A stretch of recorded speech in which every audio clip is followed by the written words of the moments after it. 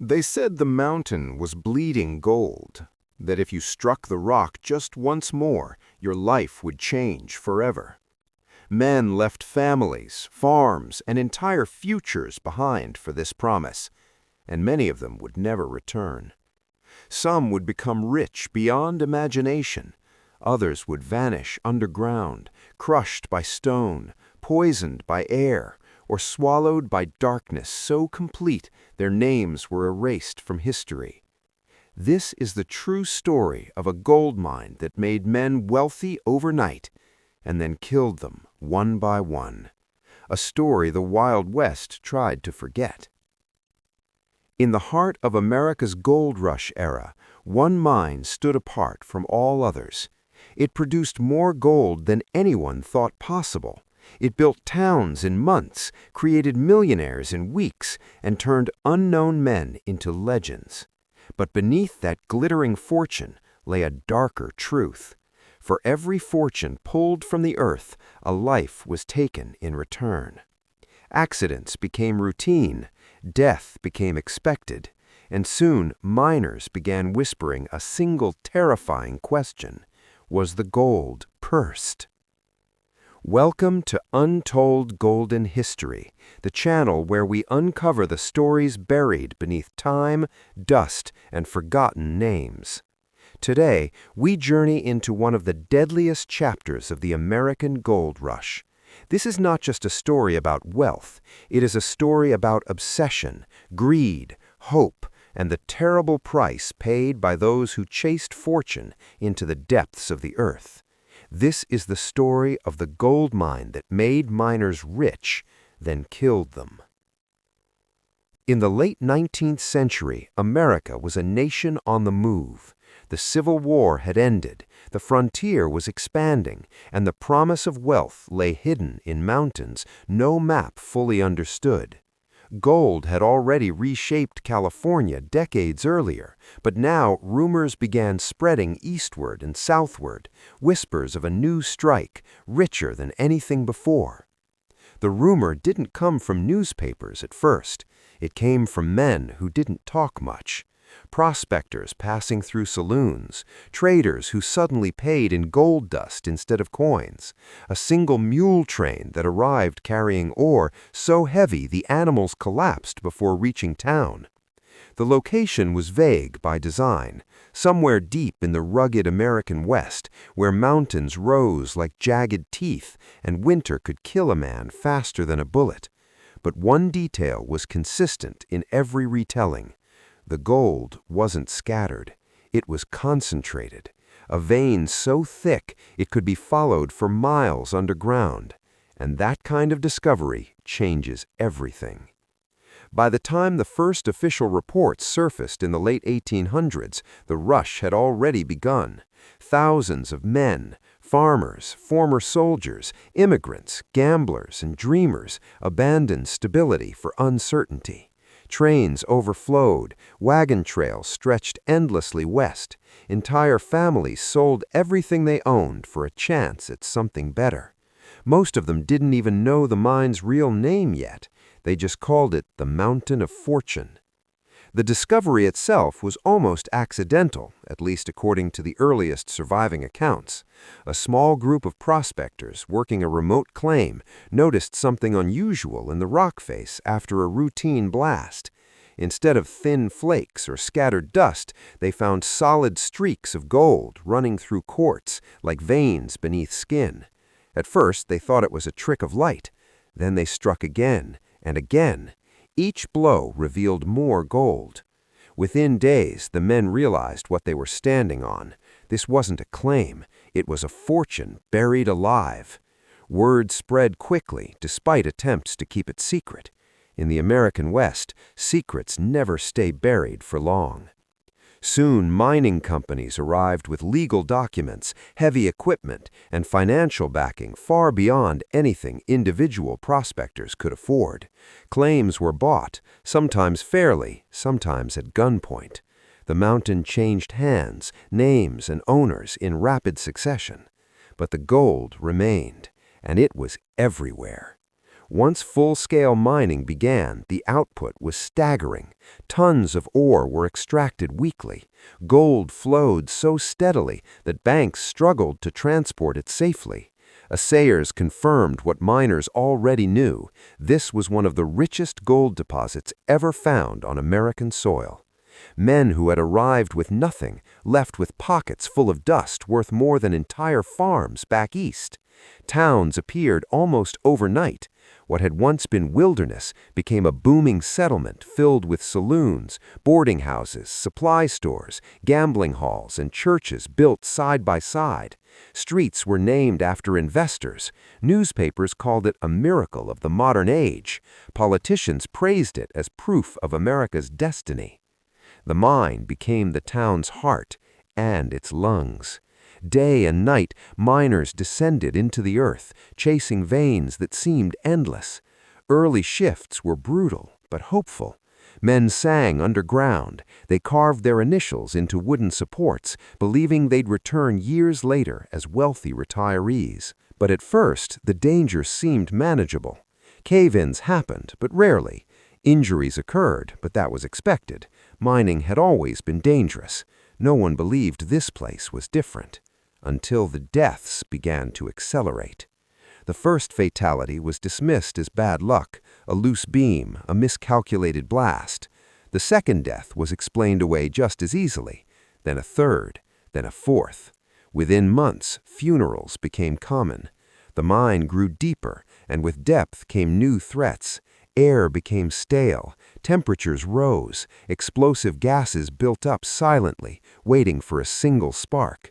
Water seeped through cracks, weakening supports that had been rushed into place to meet production quotas. But production never slowed. The gold was too valuable. Mine owners pushed harder, shifts grew longer, safety warnings were ignored. Experienced miners began voicing concerns, but they were quickly replaced by newcomers desperate for work. There were always more men willing to take the risk. Because for every death, someone else struck it rich. Stories circulated of miners pulling out chunks of gold the size of fists. Paydays turned laborers into investors. Investors became owners. Owners became legends. The mine was creating a new class of American wealth faster than anyone had ever seen. And that illusion of success kept men descending into the dark. But something else was happening underground. Miners reported strange sensations, dizziness, headaches, sudden weakness. Some claimed they heard sounds that couldn't be explained. Others spoke of sudden collapses where solid rock had stood moments earlier.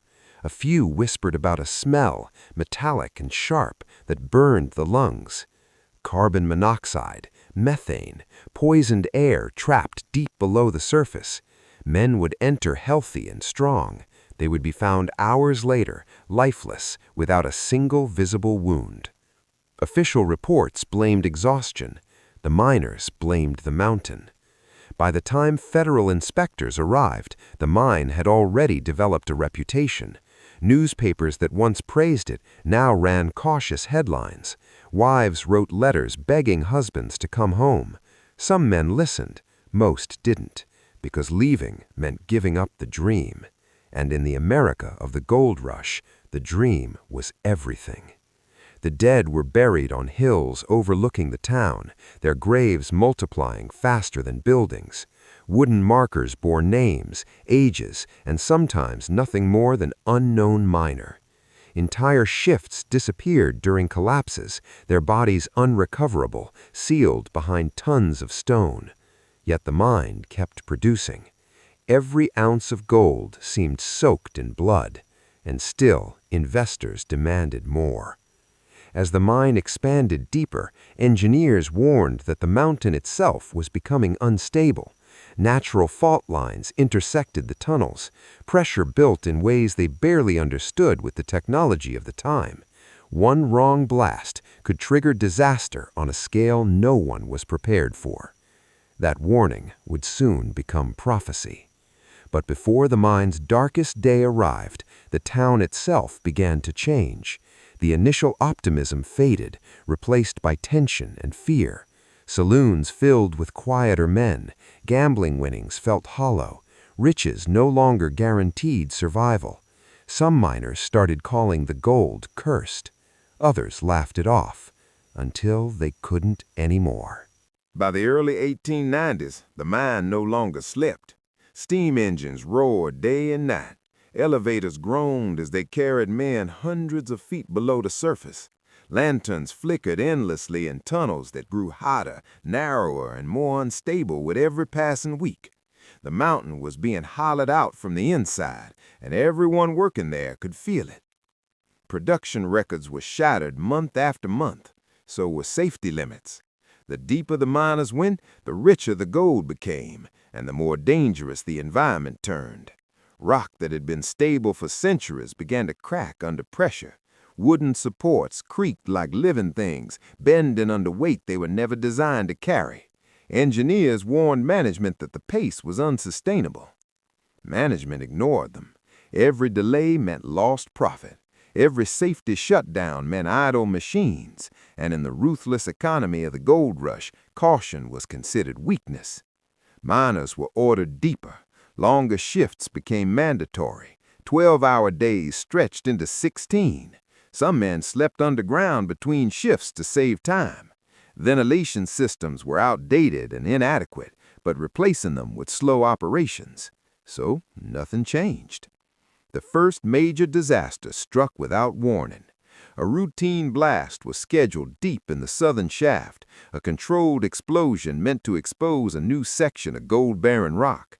The crew followed procedure as best they could, but something was different that day. Unknown to them, methane gas had accumulated in a pocket just beyond the blast zone. When the dynamite detonated, the explosion didn't stop where it was supposed to. It ignited the gas. The resultant blast tore through the tunnels like a hurricane of fire and pressure. Wooden supports shattered instantly. Rock collapsed in waves. Lanterns exploded, plunging entire sections of the mine into absolute darkness. Men were thrown against stone walls. Others were buried alive before they could scream. Above ground, the earth shook. Residents thought it was an earthquake. Then smoke began pouring out of the mine entrance, thick, black, and deadly. Survivors stumbled out, burned, bleeding, barely able to breathe. Some collapsed before reaching fresh air. Dozens never came out. Rescue efforts began immediately, but they were chaotic and poorly equipped. There was no modern emergency response, no oxygen tanks, no reliable maps of the deepest tunnels. Volunteers descended into the wreckage armed with nothing but lanterns and hope. Many of them became victims themselves. Carbon monoxide lingered in the mine for days. Entire rescue teams were overcome, forced to retreat or carried out unconscious. The bodies of trapped miners were unreachable, sealed behind collapsed rock and toxic air. After 3 days, management made a decision. The shaft was sealed. Not everyone inside was confirmed dead. The town was devastated. Funerals filled the streets. Newspapers across the country reported the tragedy, calling it one of the worst mining disasters in American history. Public outrage followed. Demands for investigation grew louder. And for a brief moment, it seemed like change might come. Inspectors arrived. Reports were written. Safety reforms were recommended. Mining unions began organizing, pushing for better conditions and accountability. Families of the dead demanded justice. But then something happened. Gold prices surged. Suddenly, the mine's output was more valuable than ever. Investors pressured owners to reopen sealed sections. Engineers were overruled. Inspectors were bribed or ignored. The tragedy was reframed as an unfortunate but unavoidable accident. Within months, operations resumed. New workers were hired to replace the dead. The mountain claimed its toll quietly at first. One man crushed beneath a fallen beam, another suffocated when ventilation failed. A third fell hundreds of feet down an unguarded shaft. Each death was recorded, processed, and forgotten. The mine had become efficient at killing. As years passed, miners began noticing patterns. Accidents clustered in certain areas. Some tunnels seemed cursed. No matter how carefully they were reinforced, collapses followed. A particular stretch of the eastern shaft earned a grim nickname among workers, the Widowmaker. Men assigned there often didn't last long. Rumors spread of strange phenomena underground. Miners spoke of hearing knocking sounds when no one else was nearby. Some claimed the walls vibrated before collapses, as if the mountain were warning them. Others believed the dead were trying to speak. Officially, such stories were dismissed as superstition. Unofficially, many believed them. Then came the flooding. Deep beneath the surface, miners breached a water pocket, a massive underground reservoir trapped under pressure for thousands of years. When the rock gave way, water surged into the tunnels with unstoppable force. Men ran. Some made it, many didn't. The water filled entire levels of the mine in minutes, drowning workers who had no escape route. Those who survived described the sound as deafening, a roar that swallowed screams whole. Equipment floated like toys. Bodies were carried away, never recovered. Again, rescue efforts failed. Again, sections of the mine were sealed. And again, the gold called them back. What made this mine different wasn't just the number of deaths. It was the indifference. By this point, the mine owners were some of the wealthiest men in the country. They lived far from the danger, insulated by money and distance.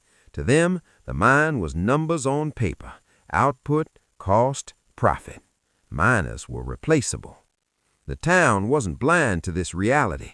Tension grew between workers and management. Strikes were threatened. Some miners walked out, refusing to descend again. They were blacklisted, their names shared with other mines. Work or starve, that was the choice. Families suffered silently. Widows took in laundry or ran boarding houses. Children left school to work. The cemetery expanded, row after row of simple markers bearing dates that clustered unnaturally close together. Some graves held no bodies, only names. Despite everything, the mine reached its peak production during this period. Gold poured out in quantities that shaped national markets. Banks expanded. Railroads grew. Politicians cited the mine as proof of American industrial strength.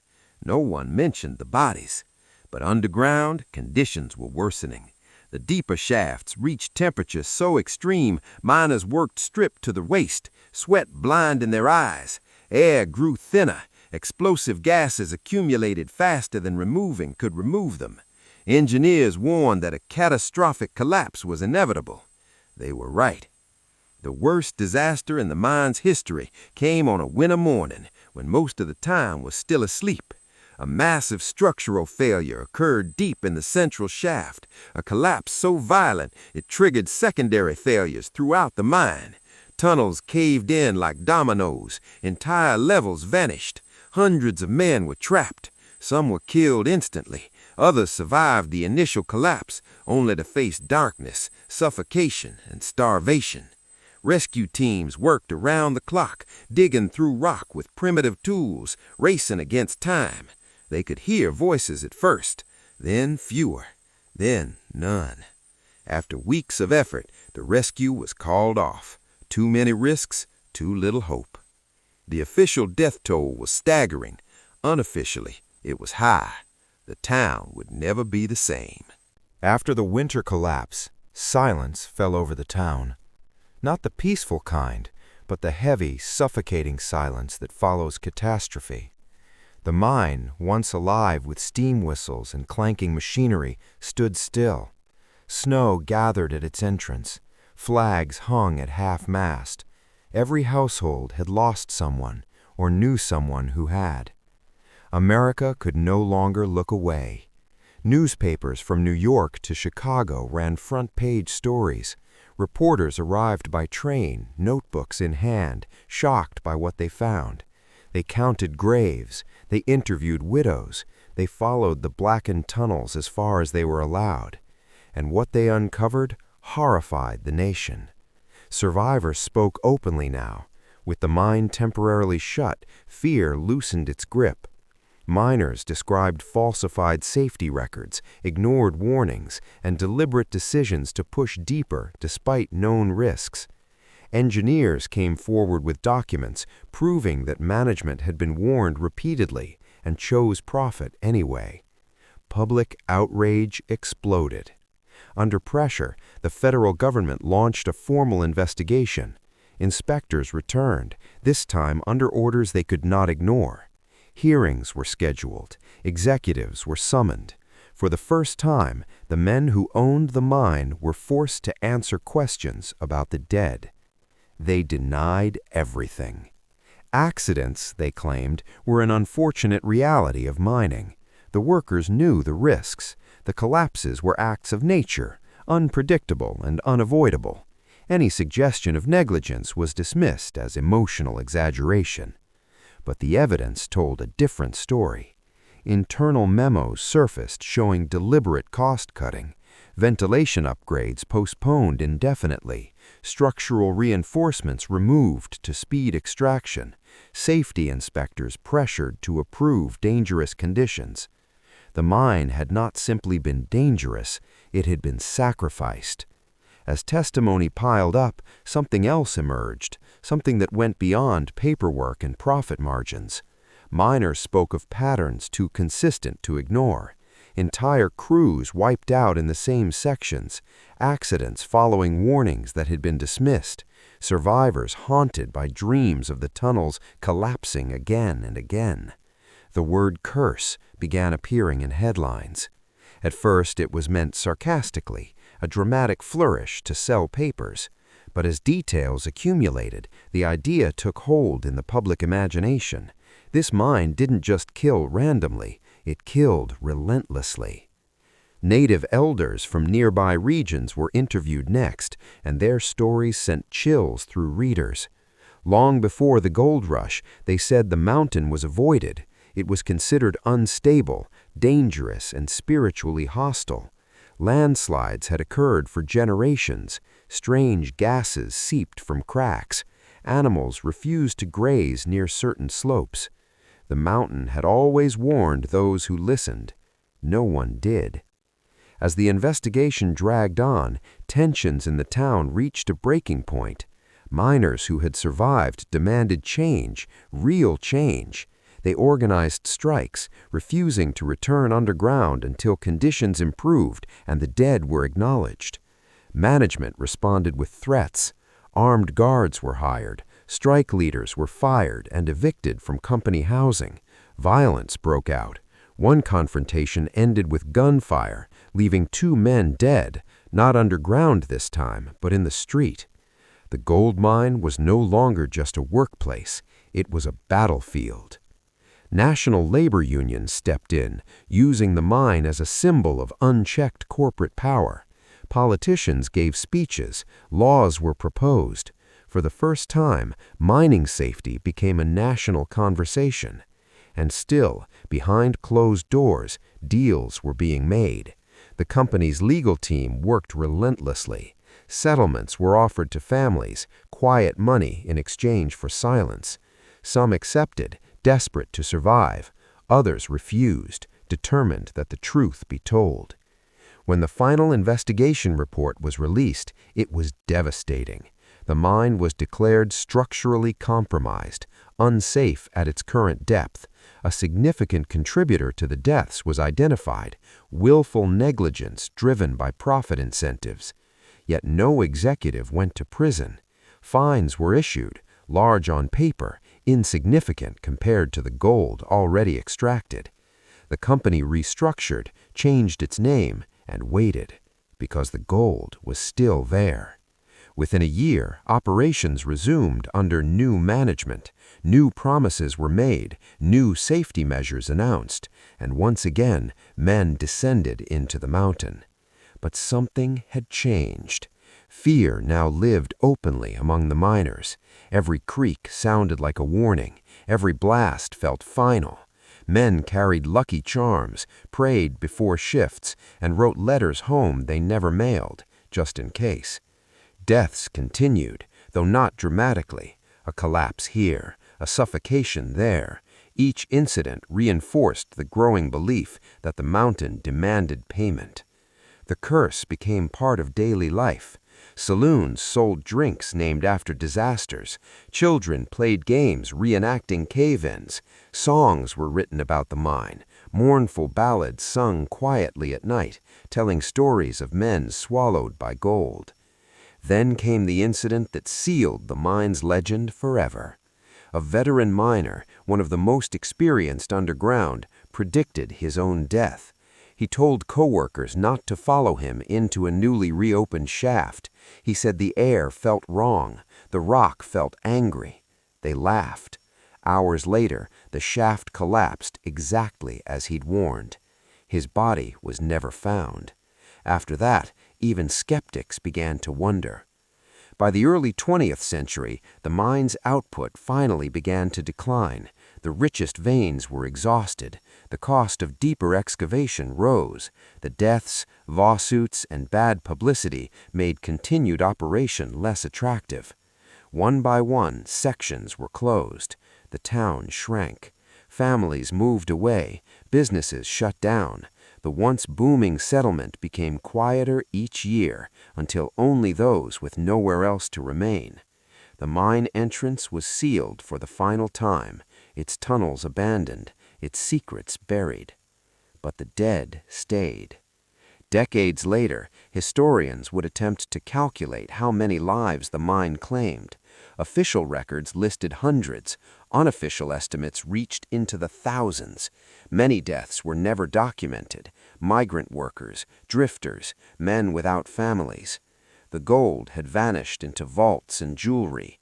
The bodies remained in the mountain. Today, the site stands silent. Warning signs mark unstable ground. The entrances are sealed with concrete and steel. Visitors feel an uneasiness they can't quite explain, a heaviness in the air, a sense that something beneath the surface is unfinished. Because it is. The mine didn't just shape an economy, it shaped a lesson. That unchecked greed turns opportunity into tragedy. That progress without conscience leaves graves in its wake. And that sometimes the earth remembers every life taken from it. The gold made men rich. Then it killed them. And history remembers both. History often remembers numbers, production totals, death counts, profit margins. But the mine's true legacy was written in faces, voices, and lives cut short. Stories that never made it into official reports. Like Thomas Callahan. Thomas arrived at the mine in his early 20s, fresh from a struggling farm in Missouri. He was strong, quiet, and hopeful, the kind of man who believed hard work would always be rewarded. In letters to his mother, he wrote about the gold with awe, describing it as if it were alive inside the rock. "Just one good year," he promised, "then I'll come home." He never did. Thomas was crushed during a partial collapse in a secondary shaft.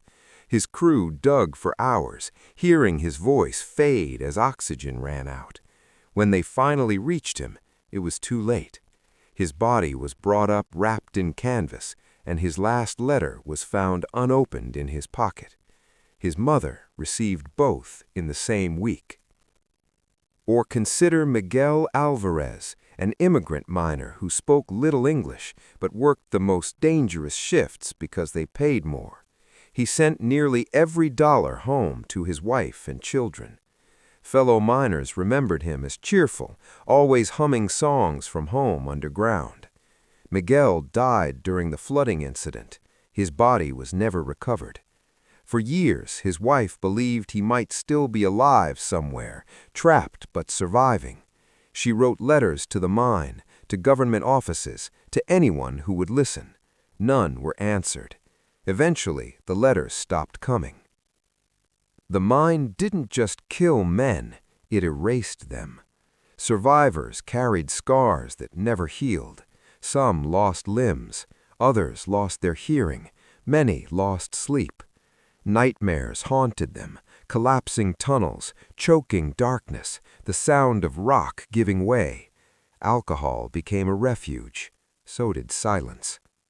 One survivor described the mine as a place where time stops. Underground, days blurred together. Men aged faster. Fear aged them fastest of all. Widows formed an invisible community in the town. They recognized each other without words. Black dresses became common. Children learned early not to ask when their fathers were coming home. Some widows married quickly, out of necessity. Others never did. A few took jobs inside the mine itself, cooking, cleaning, sorting ore, unable to escape the place that had taken everything from them. The cemetery grew crowded. Graves lined the hillside in uneven rows. Many markers were homemade. Some bore only first names. Others had no names at all. Wind and weather wore inscriptions away until memory was all that remained. Children played among the graves, not out of disrespect, but because death had become ordinary. As years passed, stories began to shift. What had once been factual accounts became legends. Miners claimed to hear voices underground, whispers calling their names. Others reported seeing lantern lights in abandoned tunnels, moving where no one walked.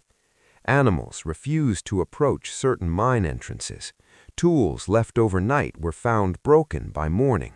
Compasses behaved strangely near sealed shafts, spinning without explanation. Skeptics dismissed it all as fear and imagination, but even skeptics avoided the mine at night. By the time the mine officially closed, its reputation had spread far beyond the region. It appeared in cautionary tales, folk songs, and whispered warnings to new generations of miners. They said, "Gold always takes more than it gives." Historians later documented how the mine changed labor laws, safety standards, and public awareness, but no regulation could undo what had already happened. The town faded. Buildings collapsed. Rail lines rusted. Nature reclaimed what industry had stripped away. Grass grew over tailings. Trees rooted themselves in cracks left by explosives. Yet the mountain remained unstable. Occasional sinkholes appeared decades later. Hikers reported sudden ground collapses near the old site. Authorities fenced off large areas, warning of hidden tunnels below. The mine was still dangerous, still hungry. In modern times, paranormal investigators, historians, and thrill seekers attempted to explore the site. Some reported equipment failures.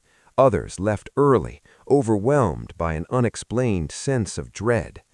Whether curse or consequence, the mine never let itself be forgotten.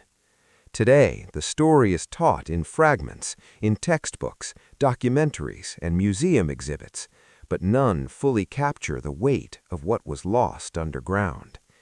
Because this wasn't just a tragedy of rock and metal, it was a tragedy of choices. Choices to value gold over lives, speed over safety, profit over humanity. And those choices echoed for generations. The mine made men rich, it broke families, it built legends, and it left behind a silence that still speaks.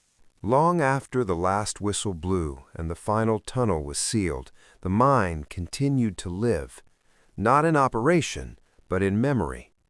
In the early decades of the 20th century, historians began returning to the site, armed not with picks and shovels, but with documents, testimonies, and questions that had never been fully answered. They combed through company records, court transcripts, letters written by miners, and newspapers yellowed with age. What they found was worse than legend. The mine had not been cursed by supernatural forces. It had been cursed by human decisions. Modern geological studies revealed that the mountain sat atop a complex network of fault lines. Pressure zones intersected directly with the richest gold veins. Any deep excavation without extensive reinforcement was guaranteed to destabilize the structure. By the standards of later engineering, the mine should never have gone as deep as it did. But the gold was irresistible. Ventilation analyses showed dangerously inadequate airflow even by the standards of the time. Gas pockets were known hazards, documented repeatedly. Flooding risks had been identified years before the disaster and ignored. Every major catastrophe had been preceded by warnings. Every warning had been dismissed. Historians concluded that the mine was not just dangerous, it was systematically exploited beyond safe limits long after those limits were known. The deaths were not accidents in the pure sense. They were outcomes. As this understanding spread, the mine's story took on new meaning. The idea of a curse faded, replaced by something more unsettling. The realization that human greed can be just as deadly as any force of nature. Yet folklore persisted. Locals still told stories of strange lights on the mountain at dusk.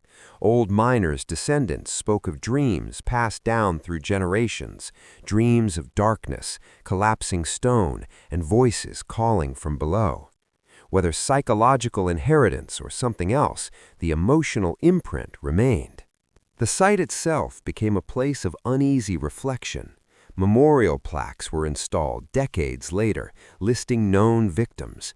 Many names were missing. Entire lines read simply, "Unknown Miner." Visitors stood quietly, reading. Some left flowers. Others left gold-colored tokens, symbolic offerings to the mountain that had taken so much. In academic circles, the mine became a case study. It influenced mining regulations, labor protections, and the early foundations of industrial safety law in the United States. The blood paid underground eventually translated into reforms above ground. But for the families who lived through it, reform came too late. The mine had already shaped their lives. Children who grew up without fathers became workers, soldiers, teachers. Widows aged into storytellers, their memories carrying truths that official reports never captured. Survivors lived long enough to see the world change and the mine become history. Yet none of them ever forgot the sound of stone shifting. The mine stands today as a warning, not just about mining, but about ambition without restraint. It reminds us that progress, when driven solely by profit, leaves scars that last far longer than any gold vein. Gold, after all, is inert. It does nothing on its own. It does not demand to be mined. It does not choose who lives or dies. People do. And in the age of the American gold rush, that choice was made again and again, to dig deeper, move faster, and ask questions later. The mountain answered in the only way it could, by collapsing, by flooding, by suffocating, by taking. The mine made men rich. It built towns, fueled industries, and helped shape a nation's economy. But it also consumed lives quietly, relentlessly, and permanently. And that is the truth buried beneath the legend. This is why the story endures, not because it is mysterious, but because it is real, and because history, when ignored, has a way of repeating itself just beneath the surface. If stories like this move you, don't just watch, stay with us. Follow and subscribe to Untold Golden History for the stories history tried to bury.